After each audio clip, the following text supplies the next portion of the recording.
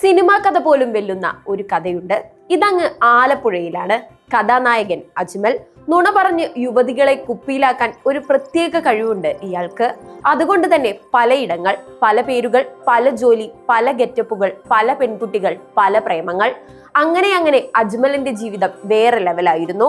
അജ്മൽ വിവാഹിതനും 2 കുട്ടികളുടെ പിതാവുമാണ്. IAS-കാരൻ, army officer, navy officer എന്നിങ്ങനെ പല വേഷത്തിലും പല പേരുകളിലും അജ്മൽ എത്തി.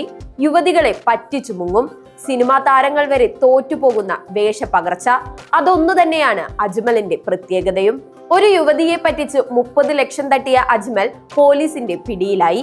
ആ കേസിൽ ജാമ്യത്തിലിറങ്ങി കല്യാണം കഴിക്കാമെന്ന് പറഞ്ഞ് വേറൊരു പെൺകുട്ടിയെ പീഡിപ്പിച്ചു. ആ കേസിൽ പിടിയിലായപ്പോഴാണ് അറിയുന്നത് അടുത്ത ആഴ്ച മറ്റൊരു പെൺകുട്ടിയുമായി കക്ഷിയുടെ കല്യാണമാണെന്ന്.